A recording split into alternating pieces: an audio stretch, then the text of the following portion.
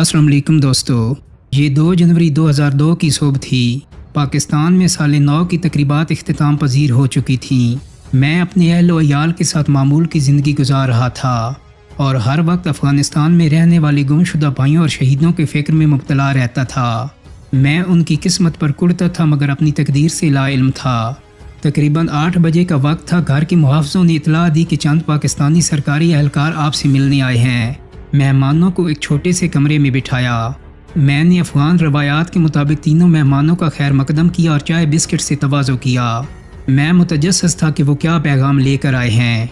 उर्दू बोलने वाले एक स्याह रंग के मोटे क्लीन शेव शख्स ने, जिसके चेहरे से नफरत और तासुब टपकती थी, उसने बड़े गैर मुअद्दबाना अंदाज में बात शुरू की और पहला जुमला अदा किया, बड़े मोहतरम, अब तुम मोहतरम नहीं हो। ये वो अल्फाज थे जो सख्त दुश्मनी और तासुब की बुनियाद पर इस्तेमाल होते हैं और कम अकल लोगों के मुंह से अक्सर व बेशतर इस्तेमाल होते हैं। और यहाँ इन अल्फाज की कोई ज़रूरत ना थी सिवाय तासुब और दुश्मनी के इजहार की। फिर वो शख्स बोला, आप जानते हैं कि अमेरिका बहुत बड़ी ताकत है और कोई उसका मुकाबला करने की हिम्मत नहीं कर सकता, ना ही कोई उसका हुक्म मानने से इनकार की जुर्रत कर सकता है। अमेरिका को आपकी ज़रूरत है ताकि आपसे पूछ-गुछ की जा सके। हम आपको अमेरिका के हवाले करने आए हैं ताकि उसका मकसद भी पूरा हो और पाकिस्तान को भी बुरे ख़तरे से बचाया जा सके। मैंने बहस शुरू कर दी और कहा कि चलो मान लिया आपके बकौल अमेरिका एक सुपर ताकत है, लेकिन दुनिया के कुछ कवानीन और असूल भी तो हैं जिनके तहत लोग ज़िंदगी गुजारते हैं। मैं हैरान हूँ कि किन मरवजा इस्लामी या गैर इस्लामी कवानीन के तहत मुझसे ये बदसलूकी की जा रही है। आप किसके हाथों मजबूर हैं? आपका इखलाकी फ़र्ज़ है कि मुझे मेरे सवालों का जवाब दें और मुझे इतनी मोहलत दें कि मैं आपका मुल्क पाकिस्तान छोड़ दूँ। मेरी बातों पर इस बेरहम बदबख्त मजदूर ने इंतहाई बेशर्मी से और घुराते हुए कहा, आज हमें इस्लाम या कानून नहीं, पाकिस्तान के मफादात अजीज़ हैं। मैंने ये बात सुनी तो समझ गया कि अब कोई दलील और उज़र काम ना आ सकेगा। खामोशी इख्तियार करने से कबल सिर्फ इतना कहा कि जो आपकी मर्ज़ी है करें, हम बेबस और मजबूर लोग हैं। सिवाय खुदावंद कदूस के कोई दूसरा आसरा और उम्मीद नहीं, वही हमारा हामी और नासिर है। ये सुनकर उस शख्स ने कहा कि आप 12 बजे तक घर में रहेंगे, इसके बाद आपको पेशावर ले जाया जाएगा। मेरी रिहाइशगाह को चारों तरफ से मुहासरे में लिया गया था और बाहर जाने का कोई रास्ता था ना कोई उम्मीद। टेलीफोन के ज़रिए पाकिस्तान के दफ्तर खारजा से रब्ता किया मगर सिवाय खामोशी के कुछ हाथ ना आया और ज़िम्मेदारों ने जवाब देने से गुरेज़ किया। फिर वो लम्हा भी आया जब मज़ीद सरकारी हुकाम आए और शाही हुक्म सादिर किया कि आपको पेशावर मुंतकिल किया जा रहा है, जहां आप हमारे मेहमान रहेंगे और अमरीकी आपसे सिर्फ पूछ-गुछ करेंगे। हो सकता है 10 दिन बाद आप घर वापस आ जाएं। यही इत्मीनान मेरे अहल व अयाल को भी दिलाया गया और मुझे यकीन दिलाया गया कि जब तक मैं उनका मेहमान हूँ मेरे ख़ानदान की रिहाइश और खुराक वगैरह का बंदोबस्त किया जाता रहेगा। मेरा ये सब कुछ उधर ही रह गया। मेरे पास 10 महीने का वीज़ा था और हुकूमत पाकिस्तान का ये रस्मी इजाज़तनामा भी कि मैं उस वक्त तक पाकिस्तान में क़याम कर सकता हूँ जब तक अफ़गानिस्तान के हालात ठीक नहीं हो जाते। जबकि अक़वाम मुत्तहिदा का वो लेटर भी था जिसमें पाकिस्तानी हुकाम को कहा गया था कि ये अहम शख्सियत हैं, इनका एहतराम होना चाहिए। लगभग 12 बजे का वक्त था जब 3 गाड़ियाँ आईं और मुसल्लह एहलकारों ने घर का मुहासरा करके रास्ते और लोगों की आमदोरफ्त को बंद कर दिया। उस वक्त मीडिया के लोगों को भी मुझसे मिलने की इजाज़त ना दी गई। मुझे बाहर निकलने का हुक्म दिया। ऐसे हाल में घर से निकला जब मेरे बीवी बच्चे चीखो पुकार कर रहे थे। मैं अपने बच्चों की तरफ मुड़कर ना देख सकता था क्योंकि मेरे पास उनके लिए तसल्ली का एक लफ्ज़ भी ना था। मुझे एक गाड़ी में बिठाया गया। गाड़ी के शीशे काले थे जिनके आर पर कुछ ना देखा जा सकता था। हमारी गाड़ी के आगे सिक्योरिटी की गाड़ी थी जबकि तीसरी गाड़ी हमारे पीछे थी जिसमें मुसल्लह एहलकार थे। रास्ते में निस्वानी आवाज़ में गाने सुनाए जाते रहे ताकि मुझे तंग किया जाए और जहनी तशद्दुद का निशाना बनाया जाए। मैंने रास्ते में ज़ोहर की नमाज़ पढ़ना चाहिए जो कज़ा होने के करीब थी, मगर कहा गया कि पेशावर में पढ़ लेना। मेरे बार बार मुतालबे पर भी परवाह नहीं की गई। पेशावर पहुँचे तो एक दफ्तर नुमा जगह ले जाया गया। यकीन के साथ नहीं कह सकता कि कौन सी जगह थी। मुझे एक कमरे में ले जाया गया जो खूबसूरत मेज़ और कुर्सियों से सजा हुआ था। कमरे में कायद-ए-आज़म की तस्वीर थी जबकि मेज़ पर पाकिस्तानी झंडा लगा हुआ था। सामने घूमने वाली कुर्सी पर पाकिस्तानी शलवार कमीज़ में मलबूस एक मियाना कद पख्तून बैठा मुसलसल कुर्सी में घूमे जा रहा था। उसने मुझे खुश आमदीद कहा और अपना तारुफ दफ्तर के सरबराह के तौर पर कराया। उसने कहा, आप हमारे ऐसे मेहमान हैं जिनके आने पर हम बहुत खुश हैं। मैं इन अल्फाज के मायने जानने से कासिर था मगर लगता था कि वो शख्स ठीक कहता था। कि शायद वो खुश इसलिए था कि उसको मेरे फ़रोख्त करने के अवज़ बहुत अच्छा मुआवजा मिलने वाला था। यहाँ मैंने नमाज पढ़ी, दफ्तर के सरबराह ने चाय पिलाई और खाना खिलाया। फिर मुझे ऐसे कमरे में ले जाया गया जो कैदियों के लिए मखसूस था। इस दौरान हुकाम आते अच्छे तरीके से सलाम दुआ करते और मुझे एहतराम देते। बातें नहीं करते थे मगर साफ दिखाई देता था कि जब वो मुझे देखते हैं तो उनकी आंखों में आंसू उमड़ आते और वापस पलट जाते थे। मैंने 2 रातें इसी कमरे में गुजारी। तीसरी रात 11 बजे के करीब मैंने सोने का इरादा किया कि अचानक दरवाज़ा खुला और शलवार कमीज़ में मलबूस छोटी दाढ़ी वाला एक शख्स अंदर दाखिल हुआ। उसने कहा, हम आपको दूसरी जगह मुंतकिल कर रहे हैं, खुदा हाफिज़। मैंने ये नहीं पूछा कि मुझे कहाँ ले जाया जा रहा है क्योंकि मुझे सच की उम्मीद नहीं थी। मुझे वाशरूम इस्तेमाल करने के लिए 5 मिनट दिए गए। ठीक 10 मिनट बाद कमरे से निकाल कर पहली बार हथकड़ियाँ लगाई थीं और आँखों पर काली पट्टी बांधी गई। जेबों की तलाशी ली गई और digital directory, pocket size Quran Majeed का नुस्खा और कुछ रकम लेकर मुझे धक्के देकर गाड़ी में बिठा दिया गया। मेरे साथ गाड़ी में बैठे अफराद खामोश थे, कोई कुछ ना बोल रहा था। गाड़ी ने हरकत की और लगभग 1 घंटे बाद मैंने हेलीकॉप्टर की आवाज़ सुनी। मुझे यकीन होने लगा कि हेलीकॉप्टर अमरीकी है। फिर रफ्ता रफ्ता गाड़ी हेलीकॉप्टर के करीब होती गई और उसकी आवाज़ कानों को फाड़ने लगी। इस दौरान मुझे ज़रब पड़ी और मेरी कलाई पर बंधी कीमती घड़ी इस ज़रब के नतीजे में गिर गई या इस बहाने मुझसे ले ली गई। हेलीकॉप्टर के करीब पहुंचकर मुझे 2 अफराद की मदद से गाड़ी से उतारा गया और हेलीकॉप्टर से चंद कदम के फासले पर खड़ा कर दिया गया। चंद लम्हों बाद मैंने खुदा हाफिज़ के अल्फाज सुने। यहाँ मुझे पूरी तरह यकीन हो गया कि मैं अमरीकियों के हवाले कर दिया गया हूँ। खुदा हाफिज़ के अल्फाज सुनने के बाद मैंने कुछ लोगों की आवाज़ें सुनी जो अंग्रेज़ी में बातें कर रहे थे। फिर अचानक वो लोग रीछों की तरह मुझ पर हमला आवर हो गए और मुझ पर लातों, घूंसों और मुक्कों की बारिश करने लगे। ये सब कुछ इतना अचानक था कि मुझे कुछ समझ में ना आया। मेरे कपड़े फाड़ने की कोशिश की गई, कभी ऊंधे मुँह लिटा दिया जाता, कभी खड़ा करके धक्का दे दिया जाता। इस दौरान मेरी आंखों पर बंदी पट्टी उतर गई। मैंने देखा कि एक तरफ पाकिस्तानी फ़ौजी कतार बनाए खड़े थे जबकि साथ ही ऑफिसर्स की गाड़ियाँ थीं जिनमें एक पर झंडा लगा हुआ था। अमरीकियों ने मुझे मारा पीटा और बेलिबास कर दिया मगर इस्लाम के ये मुहाफिज मेरे साबका दोस्त ये तमाशा देखते रहे और उनकी ज़बान पर लगे ताले मेरे लिए नाकाबिल फरामोश हैं। उन्होंने मेरी हवालगी के सारे तकाजे पूरे कर रखे थे। ये वो लम्हात थे जिनको मैं कब्र में भी नहीं भूल सकूँगा। मैं कोई कातिल, चोर, डाकू या कानून का मुजरिम नहीं था। मुझे बगैर किसी जुर्म के अमेरिका के हवाले किया जा रहा था। वहाँ मौजूद ऑफिसर्स कम अज़ कम इतना तो कह सकते थे कि ये हमारे मेहमान हैं, हमारी मौजूदगी में इनके साथ ये सलूक ना किया जाए। वैशी, मुतअस्सिब और बेरहम अमरीकी फ़ौजियों ने ऐसी हालत में मुझे ज़मीन पर पटक दिया कि मेरा जिस्म नंगा था। फिर मुझे हेलीकॉप्टर में धकेला जहाँ मेरे हाथ पांव जंजीरों से कस के बांध दिए गए और आंखों पर पट्टी भी दोबारा बांधी गई। उन्होंने इसी पर इक्तफा ना किया, मेरे चेहरे को स्याह थैले से भी ढांप दिया। फिर मेरे इर्द गिर्द सर से पांव तक रस्सी बांधी और हेलीकॉप्टर के वस्त में जंजीर से बांध दिया। हेलीकॉप्टर फिजा में बुलंद हो गया। मैं जब हरकत की कोशिश करता तो ज़ोरदार लात पड़ती। मुझे ऐसा लगा कि आने वाले चंद लम्हों में मेरी रूह और जिस्म का रिश्ता ख़त्म होने वाला है। मुझे ये याद नहीं कि मैं कितनी देर तक इस कर्ब में मुब्तला रहा। आखिरकार हेलीकॉप्टर एक जगह उतर गया। वैशी अमरीकी दरिंदों ने हेलीकॉप्टर से घसीटते हुए मुझे नीचे फेंक दिया, जिसके साथ ही वहाँ पहले से मौजूद दूसरे अमरीकी भी मुझ पर ताबड़तोड़ हमले करने लगे और मेरा वो हाल किया जो बयान से बाहर है। उल्टा लिटा कर मेरे ऊपर 4-5 अफराद बैठ गए और ऐसे बातें करने लगे जैसे किसी इजलास में बैठे हों। मेरी सांस नहीं निकल रही थी। बेइख्तियार दिल ही दिल में हज़रत इज़राइल को पुकार रहा था कि ए इज़राइल कहाँ हो। मुझे इसी जगह 2 घंटे इसी कर्ब में रखा गया। फिर दूसरे हेलीकॉप्टर में सवार होकर एक कहानी कुर्सी से बांध दिया गया। अब की बार मुझे मार नहीं पड़ रही थी। 20-25 मिनट बाद हेलीकॉप्टर नीचे उतरा। मुझे अंदर ही खड़ा किया गया। यहाँ मुतअद्दिद जहाज़ों की आवाज़ें मुसलसल आ रही थीं। मुझे नीचे उतार कर चेहरे से नकाब हटा दिया गया और आंखों की पट्टी भी उतार दी गई। देखा कि चंद अमरीकी फ़ौजी खड़े हैं। बाएं जानिब एक कैद खाना नज़र आया जिसमें चंद कैदियों को बांधा गया था। उसी जगह मुझे भी डाल दिया गया। यहाँ मौजूद एक छोटे से वाशरूम में मुझे मुंह हाथ धोने को कहा गया मगर मेरे हाथों में सकत नहीं थी। मैंने इतना किया कि खुद को गीला कर दिया। फिर मुझे एक चादर देकर ऐसे कमरे में ले जाया गया जो 2 मीटर लंबा और 1 मीटर ऊंचा था। रफ़ा हाजत की जगह भी इतनी सी जगह में थी। कमरे की दीवारें आहनी थीं। ऊपर से मजबूत आहनी जालियाँ भी लगाई गई थीं। मुझे सोने का कहा गया मगर ना बिस्तर था ना तकिया। हैरान था कि मैं कहाँ लाया गया हूँ और मज़ीद किस सलूक का सामना करना पड़ेगा। एक फ़ौजी कमरे के सामने खड़ा था।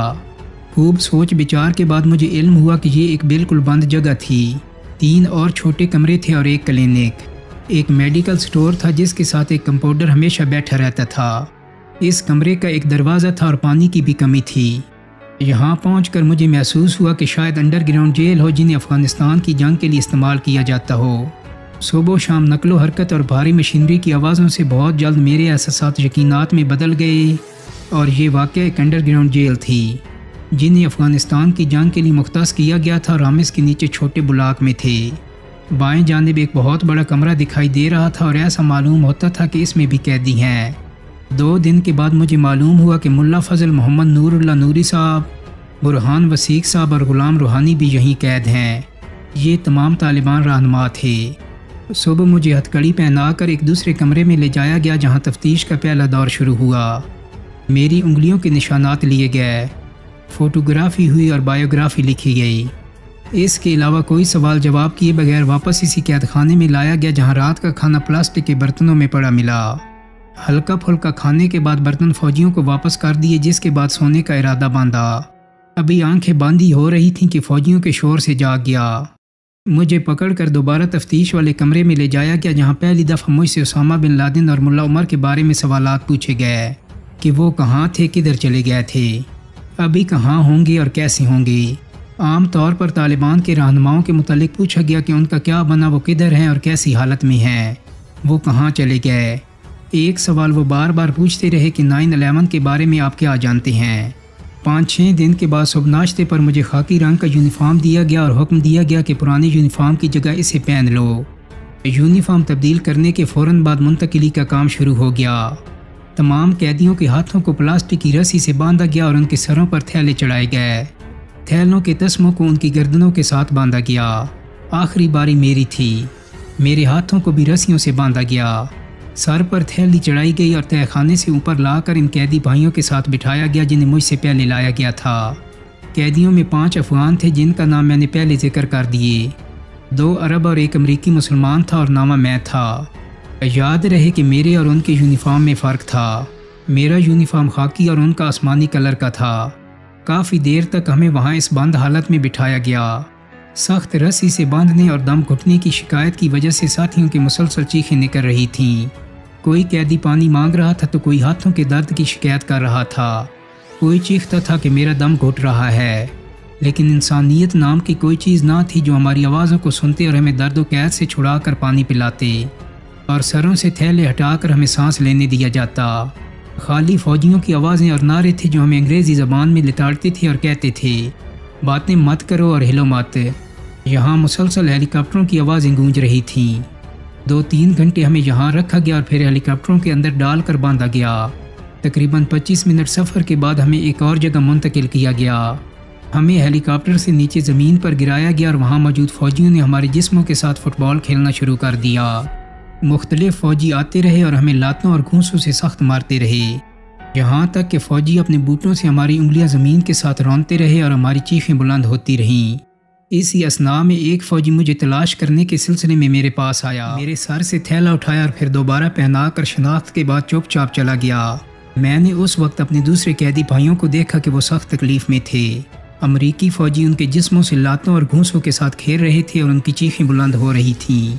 यहाँ हम इतने सख्त अजाब में थे कि वज़ू और नमाज नहीं पढ़ सकते थे और ना ही इशारे से नमाज पढ़ सकते थे, इसलिए कि हमारी थोड़ी सी हरकत पर वो हम पर लातों की बारिश कर देते। एक लम्हा के लिए हमें छोटे पेशाब के लिए उठाया गया जिससे हमारी तबीयत कदरे संभल गई। कई बार हेलीकॉप्टर लैंडिंग करते रहे और बार बार परवाज़ करते रहे। बिला आखिर रात के शुरू होते ही एक हेलीकॉप्टर हमारे करीब आया और हमें इसके अंदर डाल दिया गया। हमें हेलीकॉप्टर के अंदर हाथ पाँव से मजबूत बांधा गया। इस तरह के डबल पट्टी हमारे सीने और रानों के ऊपर लपेट कर हेलीकॉप्टर के दूसरे हिस्सों से मजबूत बांधा गया। ऐसे में हम नीम लेटे और नीम बैठे हुए थे। ना सही तरह लेट सकते थे और ना ही सही तरह बैठ सकते थे। रीढ़ की हड्डी में शदीद तकलीफ हो रही थी और सांस घुट रहा था, लेकिन सब्र के सिवा कोई रास्ता ना था। हम एक दूसरे के साथ सहारा लेने लग जाते तो फौजी वहशी बूट से सख्त मारते। साथियों को पेशाब और प्यास के तकाजे के बावजूद इजाज़त नहीं मिलती थी। तर्जमान भी ना होता था और अगर होता भी था तो वो भी फौजियों के साथ मिला होता था। रास्ते में 2 जगह हेलीकॉप्टर उतरा और फिर उड़ान भरी। आखिरकार काफ़ी देर बाद हेलीकॉप्टर एक जगह उतर गया और ये बगराम एयरपोर्ट था। मुझे फौजियों ने बड़ी बेदर्दी के साथ नीचे पक्की ज़मीन पर फेंका। चंद फौजी ये नारे लगा रहे थे कि ये उनका बड़ा है। फिर उन्होंने मुझ पर लातों और घूंसों की बारिश शुरू कर दी। मेरे जिस्म से कपड़े अलग हो चुके थे। खाली सर पर थैला और हाथ पांव में बेड़ी लगी हुई थी। ताज़ा ताज़ा बर्फबारी हुई थी और चंद घंटों की मारपीट के बाद उन्होंने मुझे नंगा बर्फ़ पर फेंक दिया। फौजियों की मौजूदगी में एक खातून मुसलसल गज़ल पढ़ रही थी और फौजी लोग मेरे जिस्म के साथ खेल रहे थे। गज़लों का एक टुकड़ा अभी तक मुझे याद है। वो गा रही थी, अमेरिका अदलो इंसाफ का घर है और अदलो इंसाफ का खां है। हर आदमी के लिए इंसाफ चाहता है बशर्ते कि मुसलमान ना हो, क्योंकि मुसलमान उनके नज़दीक इंसाफ का कोई इस्तेकाक ही नहीं रखता। बर्फ़ पर शदीद सर्दी थी, जिस्म बिल्कुल शल होकर कांपता था और फौजी मुसलसल चीखते थे, हरकत मत करो, मत हिलो। लेकिन शदीद सर्दी की वजह से जिस्म की लर्जिश और कपकपाहट रोकना मेरे बस में ना था। आखिरकार 3-4 घंटे बाद शदीद सर्दी की वजह से मैं बेहोश हो गया और मुझे अपना पता ना चल सका। जब मुझे होश आया तो मैं एक ऐसे बड़े कमरे में पड़ा हुआ था जिसमें धूप पड़ती थी। तकरीबन ये दिन के 9-10 बजे का वक्त था। मेरे जिस्म में शदीद दर्द था जो मेरे लिए बिल्कुल नाकाबिले बर्दाश्त था। मैंने देखा कि मेरे सामने दाएं जानिब 2 फौजी सर पर काली थैली ओढ़े और हाथों में एक बड़ा डंडा लिए मेरी तरफ मारने की गर्ज से बढ़ रहे थे, और बाएं जानिब 2 काले हाथी नुमा देव फौजी हाथों में पिस्तौल थामे खड़े थे। दूसरे फौजियों के पास बंदूकें थीं। मेरे सर पर खड़े सब एक ही बुलंद आवाज़ में ये 3 चीज़ें पूछते थे, उसामा कहाँ है, मुल्ला उमर कहाँ है, तूने न्यूयॉर्क और वाशिंगटन के बारे में क्या किया।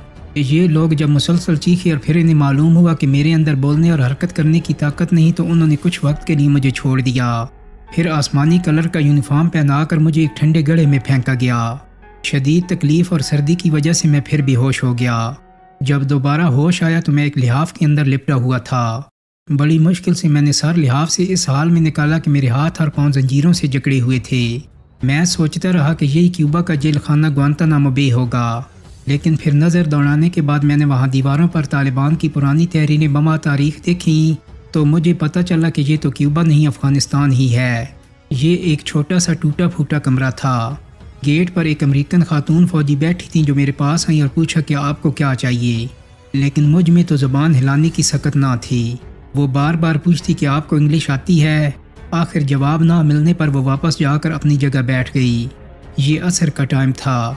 पूरे दिन की नमाजें कज़ा हो गई थीं और मेरे अंदाजे के मुताबिक अब तक 24 घंटे गुजर चुके थे कि मैंने ना कुछ खाया ना कुछ पिया था। जिस्म की सारी हड्डियों में शदीद दर्द था। मेरे सर और कंधों को फौजियों ने तशद्दुद करके तोड़ दिया था। मेरा चेहरा खून से सुर्ख था और मैं बड़ा परेशान था कि और मज़ीद क्या होगा। रात आ पहुंची, जनरेटर स्टार्ट हुआ और कमरे के अंदर बल्ब रोशन हुआ। मेरी ज़बान में थोड़ी सी हरकत पैदा हुई और मैंने फ़ौजी खातून से धीमी और पस्त आवाज़ में कहा, क्या आप मेरी मदद कर सकती हैं। उसने पूछा किस चीज़ की ज़रूरत है। मैंने नमाज़ पढ़ने की इजाज़त मांगी तो उसने इजाज़त दे दी और मैंने जंजीर में बंधे हाथों से तयम्मुम करके नमाज़ पढ़नी शुरू कर दी। इसी असना में 2 और आदमी आए और कोने में छुप कर बैठ गए। मैं बहुत डर रहा था कि नमाज में ही मुझे रोक ना दें, लेकिन अल्लाह ताला ने खैर का मामला किया और मैंने नमाज़ पढ़ ली। नमाज से फारिग होने के बाद मैं उन 2 आदमियों की तरफ मुतवज्जो हुआ। एक फ़ौजी वर्दी में जबकि दूसरा मुल्की सिविल लिबास में था। उसने मुझसे फ़ारसी ज़बान में पूछा कि क्या हाल है। उसका लबो लहजा ईरानी फ़ारसी की तरह मायल था और उसका नाम फरीद था। वो असलन अमरीकी था और ईरान में उसकी परवरिश हुई थी, जबकि दूसरा एक मोटा काला अमरीकी था। इन 2 आदमियों ने मुझसे पूछा आपकी सेहत कैसी है, सर्दी तो नहीं लग रही। मैं तो सिर्फ अल्हम्दुलिल्लाह कहता था। इसके बाद उन्होंने सवालात पूछने शुरू किए। पूरे सवालात का महवर सिर्फ एक ही होता था कि उसामा और मुल्ला उमर कहाँ हैं। मैं जो उनकी ज़िंदगी और मौत से बेखबर था तो जवाबात अमूमन नफ़ी में थे। इस पर उनके चेहरों के रंग बदलते रहे और आहिस्ता आहिस्ता उनका लहजा सख्त होता रहा। उनकी बातों में धमकी का पहलू साफ और वाज़ह था, लेकिन मेरे पास वही मनफी जवाब था और उनके सख्त रवैये ने मुझ पर कोई असर नहीं किया। खैर वो मुझे छोड़ कर चले गए। 6 दिन गुजर गए थे, मैंने खाना नहीं खाया था, इसलिए कि 1 साल पुराना पैक शुदा फ़ौजी खाना या तो मैं खा नहीं सकता था या फिर मुझे उनके हलाल और हराम का पता नहीं चलता था। 6 दिन के बाद मुझे आधी रोटी और 1 कप चाय तफ्तीशकार की तरफ से मिली। इसके बाद तकरीबन 1 रोटी रोज़ाना मुझे देते थे। मैं 1 महीने से यहाँ था और यहाँ मौजूद फ़ौजियों को ये हुक्म था कि मुझे सोने ना दिया जाए। 20 दिन तक मैं यहाँ बेसर और सामानी के आलम में हाथ पांव बंद कैद में था।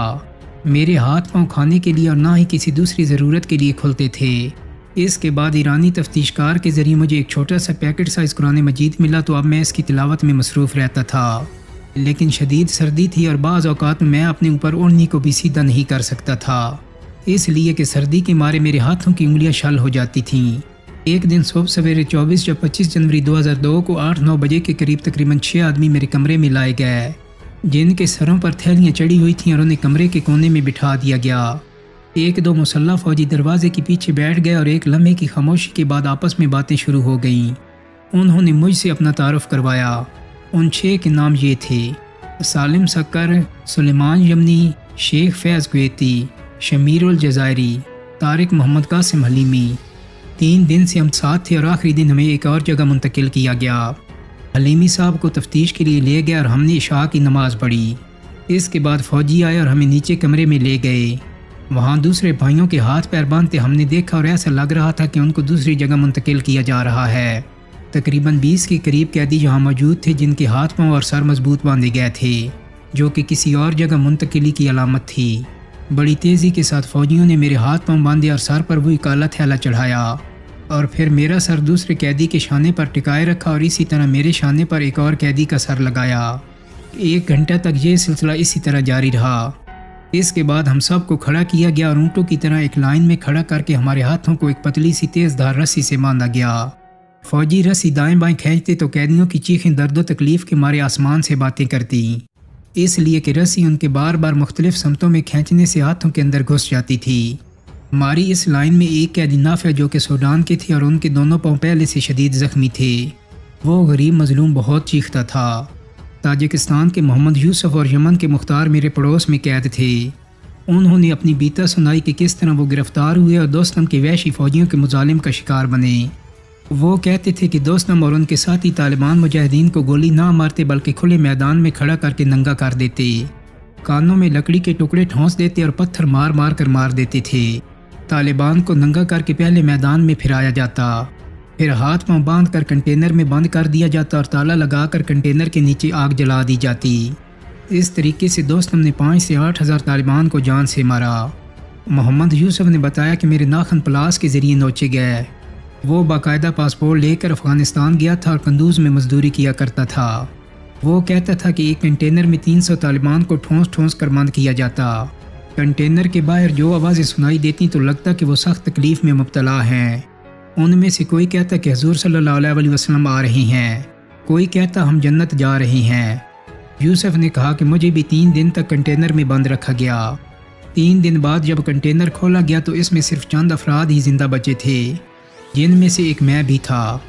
मुल्ला ज़ईफ़ लिखते हैं कि एक बार मुझे तफ्तीश के लिए ले जाकर कमरे में सफ़ेद कुर्सी पर बिठाया गया और खिलाफ मामूल हाथ पाँव खोले गए। एक चमकीली आंखों वाले चालाक अमरीकी ने एक सफ़ेद रेश फ़ारसी बोलने वाले तर्जमान के ज़रिए बताया कि ये मशीन झूठ मालूम करती है। फिर मुझे इस मशीन पर बिठाया गया। मैंने कहा कि ये मशीन पहले कहाँ थी। आपने मुझे 3.5 साल अजाब से दो चार रखा। अगर ये मशीन पहले इस्तेमाल हो जाती तो आपको सच झूठ का पता चल जाता। उसने पहला सवाल पूछा, आपको कौन बेहतर जानता है? मैंने जवाब दिया, मेरा खालिक। फिर पूछा, इसके बाद? मैंने कहा, कोई दूसरा मेरे दिल का हाल नहीं जानता। उसने कहा, मैं जान गया हूँ। मशीन ऐसी थी कि दिल की धड़कनों और फिशारे खून के ज़रिए स्क्रीन पर गिराफ की तर्ज पर कुछ दिखाती, और जब कोई झूठ बोलता था तो जाहिर है कि उसके दिल की धड़कन तेज़ हो जाती। फिर ये अमरीकी उस पर शक करते। जब मैंने कहा कि मुझे कोई और नहीं सिर्फ मेरा खुदा बेहतर जानता है, वो कहता, हम खुदा से बेहतर तुम्हें जानते हैं। मैंने कहा, कहीं खुदाई का दावा ना कर बैठो। तो उसने पूछा, कभी खुदा की नाफरमानी की है या नहीं? मैंने कहा, हाँ की है। इस मशीन के सामने कोई हौसले से बात करता तो कामयाब हो जाता, कोई घबरा कर सच भी बोलता तो अमरीकी स्क्रीन देखकर इस पर शक करते। वो मुझसे उसामा 9/11 और मुल्ला उमर के बारे में पूछते रहे, लेकिन मुझे कुछ पता होता तो मैं जवाब देता। लिहाजा मैंने कह दिया कि मुझे नहीं पता, और यूं मशीन ने भी मेरे सच की तस्दीक कर दी, लेकिन वो फिर भी नहीं मान रहे थे। 8 या 9 फरवरी 2002 को उन्होंने हम सबको एक हेलीकॉप्टर में डाला और हमें वहाँ से किसी दूसरी जगह ले गए। हेलीकॉप्टर उतरा और हम में से एक एक को निकालना शुरू कर दिया। जब मेरी बारी आई तो मुझे बाहर की तरफ खींचा गया। मेरे कपड़े फट गए और मुझे एक गंदे पानी से आलूदा कीचड़ के गड्ढे में फेंक दिया गया। इसके बाद हमें तफ्तीश के लिए ले जाया गया तो हर तरफ कैमरे ऑन हो गए। बरहना इंसानी कैदियों की तस्वीर ली जाने लगीं। हर तरफ से कैमरों की लाइटें लग रही थीं। नंगे कैदियों की तस्वीर कुशी और इनसे तहकीकात अमरीकियों के लिए बड़ा तमाशा था। मेरे सर से अचानक थैला उठाया गया। उफ अल्लाह, क्या वहशतनाक मंजर था। हम तमाम भाइयों को नंगा करके अजाब दिया जा रहा था। कोई कहाँ पड़ा हुआ, कोई कहाँ रौंदा हुआ उल्टा नंगा पड़ा हुआ था। इतना वहशतनाक और तौहीन अमेज़ मंजर कि जिसे यहाँ मेरी ज़बान ताबीर करने से आजिज़ है। नंगे मुसलमान इंसानों का मर्द और औरतें तमाशा देख रहे थे। तस्वीर कुशी और तफ्तीश का मरहला ख़त्म हुआ तो डॉक्टरों ने तभी मुआयना करना था। इसके बाद मुझे दोबारा यूनिफॉर्म पहनाया गया और खींचते भगाते मुझे एक जगह ले गए और वहाँ पर उल्टा मुंह के बल फेंका मेरे हाथ और पाँव खोल दिए। थैला मेरे सर से हटा दिया गया। इसके बाद मुझे उठने का हुक्म दिया और मैं गर्दो गुबार में लिपटा हुआ था। ये एक बड़ा कमरा था जिसकी चारों दीवारें लकड़ी की बनी हुई थीं और ज़मीन से तकरीबन 1 मीटर ऊंचा ये कमरा मुस्ततील था। 2 मीटर के फासले पर खारदार तार से इसे ढांपा गया था। इसमें तकरीबन 20 आदमियों की गुंजाइश थी और इसकी छत पर तिरपाल बिछा हुआ था। यहाँ पर इस तरह के कई कमरे थे जो दीगर कैदी भाइयों से भरे हुए थे। ड्यूटी पर मामूर फौजी ने मुझे इशारे से वो सामान बताया जो कमरे के अंदर हर कैदी के लिए होता था। इसमें एक चादर, 2 हल्के कमज़ोर बिस्तर, 1 पाजामा, 1 जोड़ा जुराब, 1 जोड़ा बूट और 1 कैप शामिल थी। मैंने जुराब और पाजामा पहन लिया और दोनों बिस्तरों के अंदर लेट गया, इसलिए कि शदीद सर्दी थी। मुझसे पीछे रहने वाले भाइयों को भी इसी तरह मराहल से गुजार कर यहाँ लाया गया। तकरीबन सुबह से 1 घंटा कबल मुल्ला मोहम्मद सादिक को भी यहाँ लाया गया। वो सूबा अर्जगान के बलाह गाँव का बाशिंदा था और इस वक्त चमन में रह रहा था। साबका सोवियत यूनियन जहाद में वो जहादी कमांडर और उस वक्त हमारा अमीर था। इस वक्त उसको शदीद सर्दी लग रही थी और वो कांप रहा था। मैंने उसको कपड़े तैयार करके दिए और पहनने में मदद देना चाहिए तो उसने मना किया और कहा कि आप मुझे मत देखें, मैं खुद तब्दील कर लूँगा। 10 फरवरी 2002 से जुलाई की इब्तदा तक मैं कंधार में था। इस अरसा में मुझे हाथ मुँह धोने नहीं दिया गया और अगर कभी धोने की हम कोशिश भी करते तो अमरीकी सख्त सज़ा देते थे। इस वजह से डर के मारे हम हाथ मुंह नहीं धोते थे। एक मरतबा हमें 7 कैदियों को बांधा गया और इस जगह से चंद मीटर के फासले पर बिल्कुल नंगा करके खड़ा किया गया और अमरीकी मर्द और ख़वातीन हमारे आगे पीछे खड़े हुए। हमें तौहीन आमेज़ गुस्ल करने के लिए 1 अदद साबन और 1 कूज़ा पानी दिया गया। बड़ा अजीब खौफनाक मंजर था। हम सब नंगे थे। मैंने साथियों से बुलंद आवाज़ में कहा कि भाइयों, हम इस पर मुकल्लफ नहीं हैं, इसलिए आप लोग गुस्ल करें और आंखें या तो बंद रखना या फिर नीचे रखें और एक दूसरे को ना देखें। लेकिन ये कहाँ तक हो सकता था। ये पहला गुस्ल था जो कंधार के एयरपोर्ट पर हमें एक दूसरे के सामने नंगा खड़ा करके कराया गया। इसके बाद और पहले ना तो हमने हाथ धोए और ना ही चेहरे पर पानी मारा। दूसरे दिन दोबारा तफ्तीश के लिए मुझे ले जाया गया और मेरी बायोग्राफी यानी शनाख्त ली गई। इस बार तफ्तीश का तरीक़ाकार बिल्कुल मुख्तलिफ था। तफ्तीशकारों का रवैया नरम और धमकी और तशद्दुद से खाली था, लेकिन उनकी बातें गुज़िश्ता कल की बातों से मुख्तलिफ ना थीं। तफ्तीशकार मेम के पीछे दरवाजे के करीब तर्जमान और दरवाजे के बीच मुसल्लह सिक्योरिटी के एहलकार खड़े थे।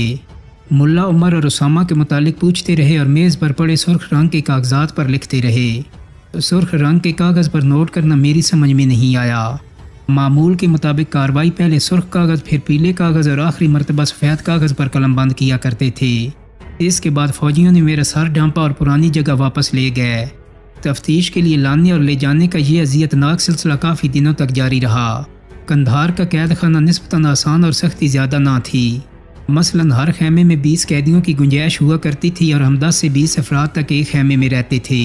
सर्दी का मौसम था, धूप में बैठने की इजाज़त होती थी और आपस में बातें भी कर सकते थे। नमाज बाजमात पढ़ते थे और इसकी यहाँ इजाज़त थी। अलबत्ता 3 आदमियों से ज़्यादा को बातचीत के लिए आज़ाद नहीं छोड़ते थे। हम 3 कैदी बैठकर बातें कर सकते थे और जब 3 से ज़्यादा एक जगह जमा हो जाते तो सख्त सज़ा देते थे। अलबत्ता यहाँ भी रोज़ाना आधी रात को अचानक अमरीकी फ़ौजी कुत्तों समेत छापा मारते थे और जेल में मौजूद तकरीबन 600 कैदियों को सख्त तकलीफ़ से दोचार करते थे। गद्दों की तरह चीखते थे और कैदियों को उल्टा लिटा कर कुत्तों को ऊपर छोड़ते थे और यहाँ ये रोज़ का मामूल था। हर रात को नींद ख़राब कर दी जाती थी। ये कैद खाना हवाई एयरपोर्ट के करीब था और कंधार में अमूमन गर्दो गुबार हद से ज़्यादा होता है। ख़ुसूसन जब हवा चलती तो हमारा सारा खाना मट्टी बन जाता था। बड़े बड़े हेलीकॉप्टर्स की लैंडिंग हर वक्त रहती थी और ख़ुसूसन रातों को तो हेलीकॉप्टर्स के शोर की वजह से नींद ख़राब हो जाती थी और फिर पूरे दिन सर में दर्द रहता था। फौजी बहुत चीखते थे और रातों को हमें कंकरियां मार मार कर सोने नहीं देते थे।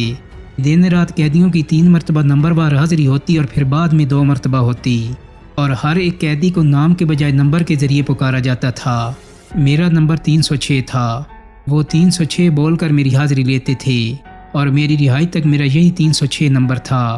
2 अजीबो गरीब किस्से अभी तक मेरे दिल में हैं और मैं चाहता हूँ कि इनका जिक्र भी ज़रूर हो। वो ये कि गिनती करने वालों की अपनी शराइत थी।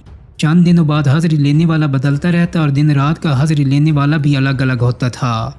एक मरतबा हाजिरी लेने वाला फ़ौजी आया और तर्जमान के ज़रिए हुक्म दिया कि जब भी मैं यहाँ करीब ज़ाहिर हूँ तो तुम सब ने खड़ा होना है और लाइन में खड़ा होना है और मुझे सलामी देनी है।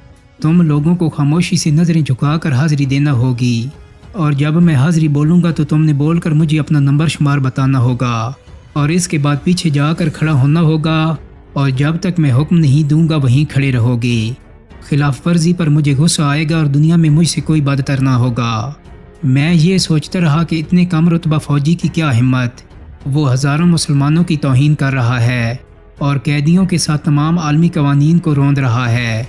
इन अमरीकियों का हर कम तर कम रेंज वाला फ़ौजी भी गरूर तकब्बर और जुल्म जबर का वह शिकारिंदा है, लेकिन गैरतमंद ईमानदार मुसलमान कैदियों ने उसकी ये ख्वाहिश कभी पूरी ना की और हर तरह की सज़ाएं बर्दाश्त करते रहे।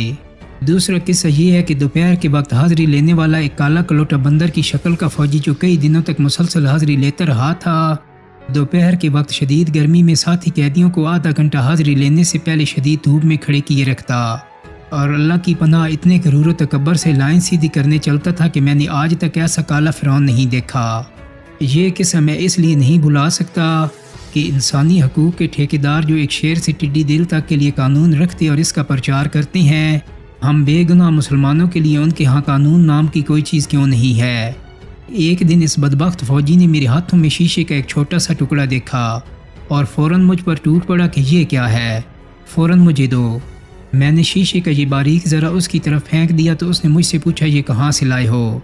मैंने लाइल्मी ज़ाहिर की और कहा कि ना मेरा सामान अपना है ना खुद यहाँ आया हूँ, और ये तो वीरान खंडर है और ये मुझे यहीं से मिला है। लेकिन वो चीखता रहा और गालियाँ देता रहा। फिर सलीब की तरह मुझे घुटनों के बल खड़ा किया गया और कई घंटों तक सज़ा देता रहा। वो कैदियों पर चक्कर लगाता रहता था और मेरे पास पहुंचकर गाली देना शुरू कर देता। मैं पूछता कि क्यों गालियां देते हो तो वो मज़ीद गालियां बकना शुरू कर देता। फ़ौजियों को जवाब देना जुर्म था, उनके लिए कोई कानून नहीं था और हम बेबस थे, इसलिए कि कुछ कहने पर वो सख्त सज़ा देते थे। ये कैद खाना जहाज़ों का पुराना वर्कशॉप था और इसमें छोटी छोटी जगह थी, और जब भी किसी को सज़ा देते थे ऐसी छोटी छोटी जगहों में उसे अंदर ले जाते और सज़ा देते थे। इस कैद खाने की 6 मंजिलें थीं जो लकड़ी की बनी हुई थी। यहाँ 24 घंटे फ़ौजी होते थे और उनके साथ कुत्ते पूरी रात भौंकते थे, और ये फ़ौजी खुद भी उनके साथ चलाते थे ताकि हमें सोने ना दिया जाए और हमारी नींद ख़राब हो। यहाँ बेखाबी की सज़ा दी जाती थी, और यहाँ पर मैंने सैकड़ों कैदियों को हथकड़ियों में बंद शदीद तकलीफ़ में देखा। एक मरतबा अचानक हमारे कमरे में एक इंतहाई सफ़ेद रेश बाबा कैदी को खींचते हुए लाया गया। वो बेहोश था और ज़ईफ़ उम्र की वजह से शदीद तकलीफ़ में था। जब होश में आया तो फ़ौजियों ने उनको उल्टा लिटाया और उनके हाथ पांव बांध कर उसके ऊपर बैठ गए और उसका सर ज़मीन पर दबाते रहे।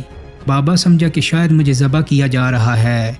वो ज़ोर ज़ोर से चीखते रहे और कहते रहे कि ज़ालिमों मुझे 2 मिनट के लिए तो छोड़ दो ताकि मैं 2 रकात नफल की नमाज तो पढ़ लूँ। मैंने बाबा से कहा कि बाबा परेशान ना हो, आपको ज़बह नहीं किया जा रहा बल्कि आपको तफ्तीश के लिए लेकर जाएंगे। बाद में जब मैंने बाबा से पूछा तो वह ज़िला चारचीनू सूबा अरज़गान का रहने वाला था और उनकी उम्र 105 साल थी। ये बाबा क्यूबा की दोज़खनुमा जेल से रिहाई पाने वाला पहला कैदी था। एक दिन हम सुबह सवेरे नमाज की तैयारी में मसरूफ़ थे। मैं इमामत कराने के लिए आगे बढ़ा और जमात खड़ी हो गई तो बाहर से फ़ौजी हम में से एक अरब कैदी भाई जिनका नाम आदिल था और तीनस का रहने वाला था को पुकारते रहे। बार बार आवाज़ लगाने के बावजूद आदिल ना जा सका इसलिए कि नमाज में मसरूफ़ था।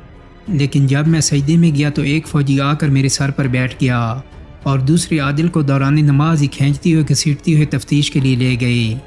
बाद में हमने नमाज दोबारा पढ़ी। आलमी कवानीन में तमाम मज़ाहिब का एहतराम मौजूद है और ख़ुसूसन इबादत के वक्त तो बिल्कुल किसी को कुछ कहने की आलमी कवानीन में भी इजाज़त नहीं। लेकिन अमेरिका आलमी कवानीन को रोनते हुए इबादत भी सुकून से नहीं करने देता। ये है अमरीकियों की वहशत और मुसलमानों पर जुल्म। मेरे करीब के कमरे में एक पाकिस्तानी भाई भी था जिसके दांत में शदीद दर्द था और नर्स सिर्फ उसे वो गोली देती थी जो वह हर मरीज़ को देती थी। बेचारा बहुत चीखा लेकिन कोई सुनने के लिए तैयार नहीं था। इसी असना में बंदरनुमा सुर्ख रंग वाला एक छोटे कद का फौजी रोटी तकसीम करने आया तो पाकिस्तानी भाई को देर हो गई, इसलिए कि वो खा नहीं सकता था और खाने का वक्त 30 मिनट ख़त्म हो गया तो उसने फ़ौजी से मज़ीद खाने का वक्त मांगा। कमबख्त फ़ौजी ने उसको दरवाजे के पास बुलाया और वहाँ उसको एक हाथ से पकड़कर मुंह पर ज़ोर ज़ोर से मारता रहा और उसको शदीद ज़ख्मी किया। दूसरे दिन जब खाना आया तो हमने खाना लेने और खाने से इनकार कर दिया। ये बात आग की तरह पूरी जेल में फैल गई और जेल का सुपरिटेंडेंट फ़ौरन हमारे पास आया कि तुम लोग खाना क्यों नहीं लेते हो। हमने गुज़िश्ता वाक़या उसको सुनाया तो उसने यकीन दहानी करवाई कि आइंदा ऐसा नहीं होगा। एक दिन जब यही बदबख्त बंदरनुमा फ़ौजी आया तो उसने मोहम्मद नवाब जो कि सऊदी शहरी था उसकी शदीद पिटाई की। ये कमबख्त फ़ौजी हमारे साथ पहले से तासुब रखता था और हम किसी को नहीं बता सकते थे और यही वो बेगैरत फ़ौजी था जिसने कुरान पाक की बेहुरमती की। एक दिन मैं सोया हुआ था कि अचानक रोने की आवाज़ें इतनी ज़ोर और कसरत से मैंने सुनी कि मैं जाग गया। देखा कि सारे कैदी तमाम खैमों में ज़ोर ज़ोर से रो रहे थे, जबकि इससे पहले वो तिलावत और ज़िक्र और अज़कार में मसरूफ़ होते थे। मैंने तमाम साथियों को ऐसा गमज़दा, परेशान और ज़ारो कतार रोते देखा कि इससे पहले मैंने किसी को इस हाल में नहीं देखा। मैंने रोने की वजह पूछी तो सऊदी अरब के रहने वाले मोहम्मद नवाब ने मुझे इस मोटे काफिर फ़ौजी की निशानदेही की और कहा कि नौज़ बिल्लाह उसने कुरान मजीद पर पेशाब करके उसे रद्दी की टोकरी में फेंक दिया है।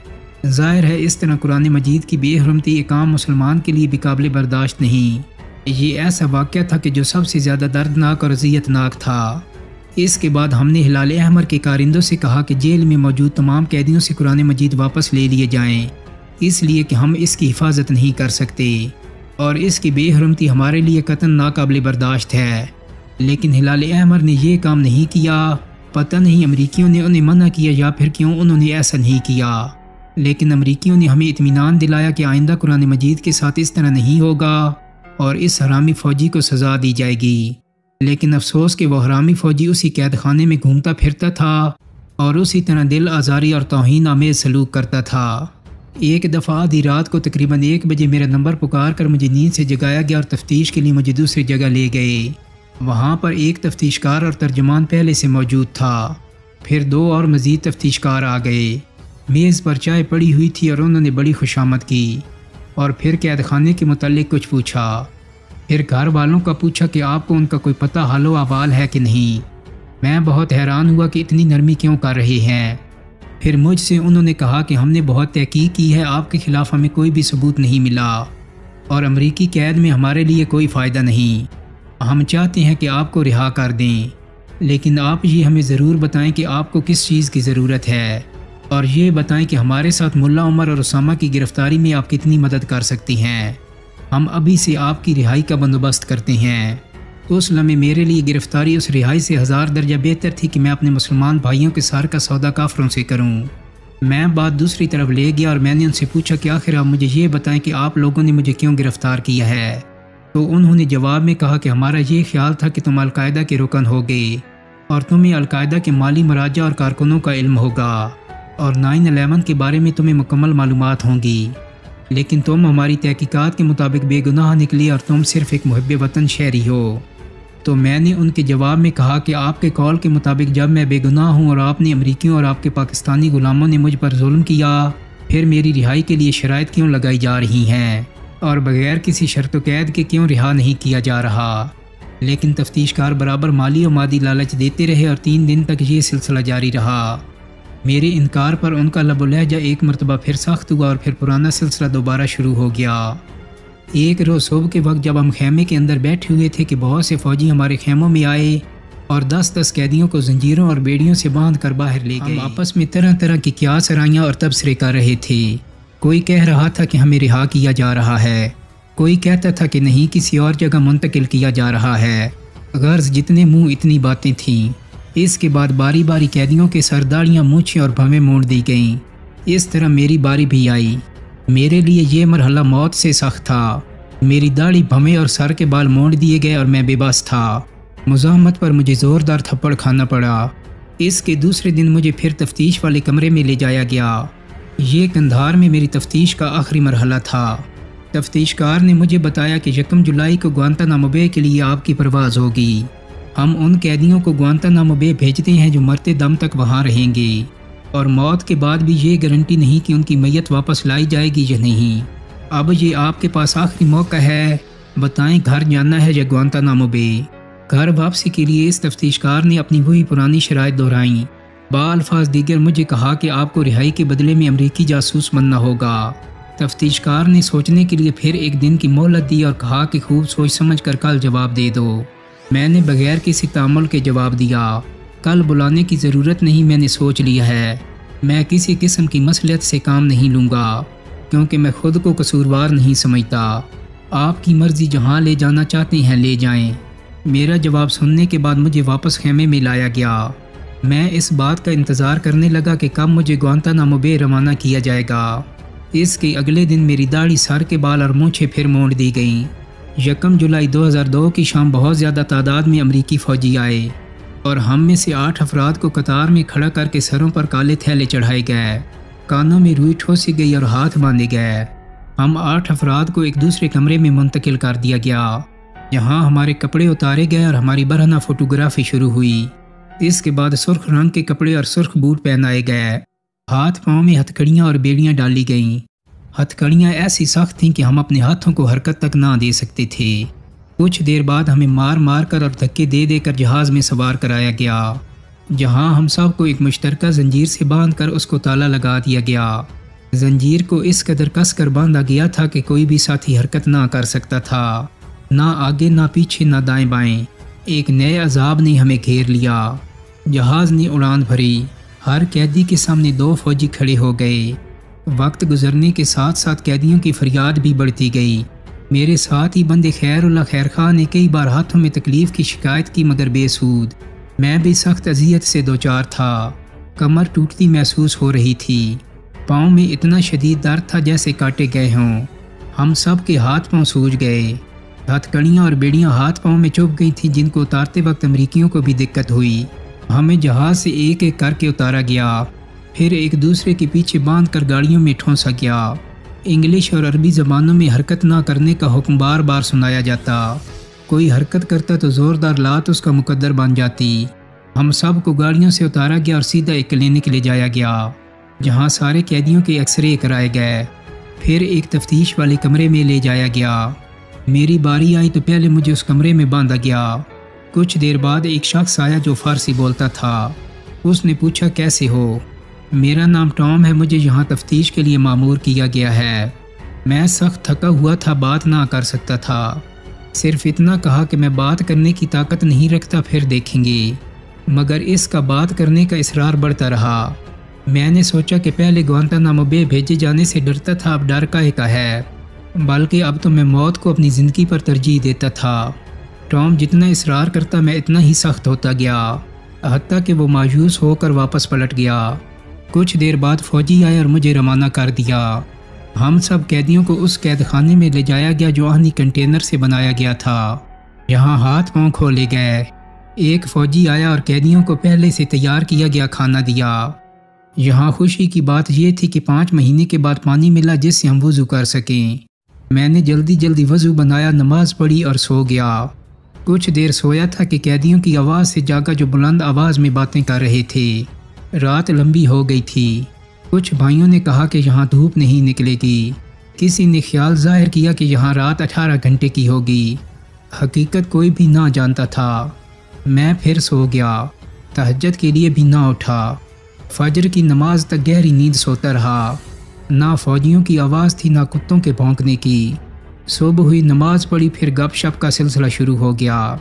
अच्छी बात यह थी कि अंदर बुलाक में बातों पर पाबंदी ना थी।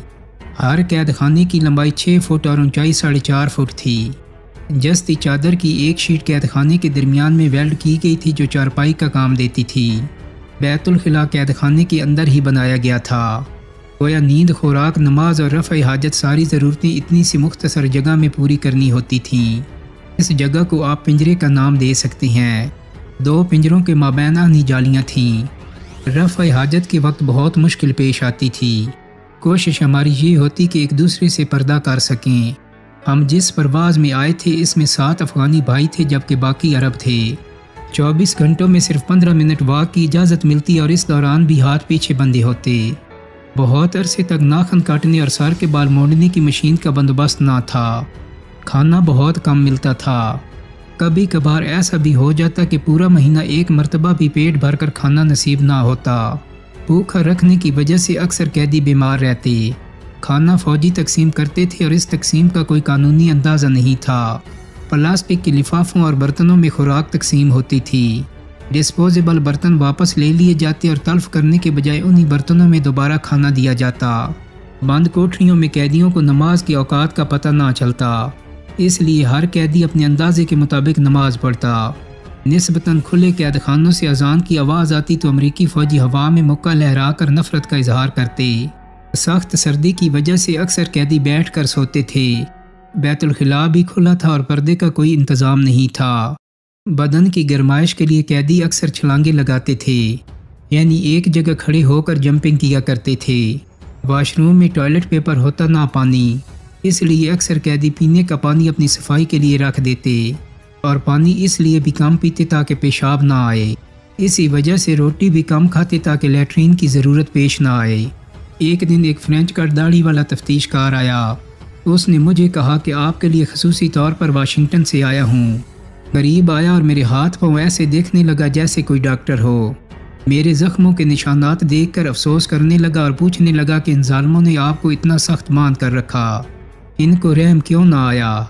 इसके बाद उसने मेरी तरफ देख कर कहा, मैं आपके लिए बड़ी खुशखबरी लाया हूँ और वो ये है कि हमने आपके लिए $5 मिलियन मुख्तस किए हैं। आप अपना बैंक अकाउंट नंबर दें, इस रकम पर सिर्फ़ और सिर्फ आपका इख्तियार होगा। आपके पास गाड़ी होगी, अपना ज़ाती बंगला होगा और आपका शुमार काबुल के अमीर तरीन लोगों में होगा। मैंने पूछा, मेरे ऊपर इतना एहसान आप क्यों करना चाहती हैं। उसने कहा, हमारे लिए काम करो, हम जो कहें मानो फिर ऐश करो। मैंने कहा, मेरे पास अल्लाह ताला का दिया सब कुछ है। पहले भी आपके सवालों का जवाब सच सच दिया है, अब भी सच ही कहूँगा। मुझे और कुछ नहीं, सिर्फ आज़ादी चाहिए और बस। दूसरा ये कि मेरा कोई बैंक अकाउंट नहीं। इस तरह 4 घंटे बहस के बाद वो चला गया। मुझे 3 साल 6 महीने तक कैद रखा गया। इस दौरान ऐसे ऐसे वाक़यात देखे जो दिल दहला देने वाले थे और जिन्हें अब भी याद करता हूँ तो रोना आ जाता है। अमरीकी फ़ौजी कैदियों के साथ जो सलूक रवा रखते थे वो मुसलमान इंसानी और बैनुल अक़वामी कवानीन की सरीहन खिलाफ वर्जी था। एक मरतबा एक बदशक्ल खातून फ़ौजी ने कैदियों की तलाशी के दौरान कसदन 2 मरतबा कुरान मजीद को ज़मीन पर फेंका।